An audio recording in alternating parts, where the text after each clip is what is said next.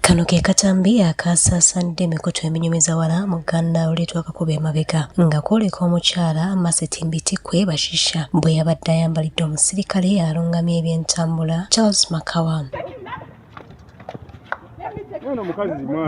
Akanyoola bica kano kavudde ku mukyala ono okwenyigira mu mateeka agavoola ebyentambula ng'omwogezi wa poliisi yakuno Kituuma Rusoke bw'annyonnyola. Amuggyeko ekyuma kya gavumenti ekya traffic kino ekikubisa tickets za n'akwata ebintu ebyo byonna bye muwulidde n'abisibira mu mmotoka ye.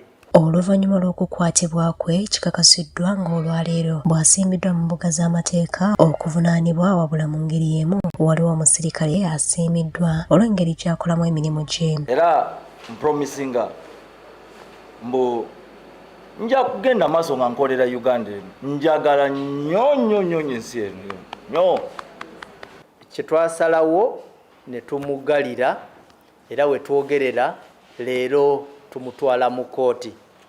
Twamuguddeko emisango egya traffic n'emisango egya CID era leero ku ssaawa nga 8 ndowooza ajja kuba ali mu kkooti. Ate amyuka omwogezi wa poliisi mu kampala emiriraano Oysigire akakasinza nga waliwo abaana 3 abaafiiridde mu muliro ogukutte mu bitundu by'e Busega. Gambibwa omuliro gwakutte ennyumba y'omwami Mugerwa Ernest era yabadde alimu n'abaana be 4.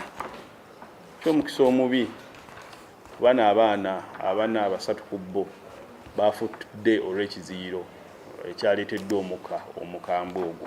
Ne poliisi y'ebidduka okuyita mwogezi waayo kananura eriko okulambula kwekoze eri bannayuganda naddala nga tugenda mu kaseera ak'ennaku enkulu n'okukendeeza obubenje. Bwe twogera ku drink driving kitegeeza nti ebikwekweto ebikwata ku b'omwenge bijja kuba nga bikolebwa, ebikwekweto ebyabo aba speed bijja kuba nga bikolebwa n'ebirala byonna.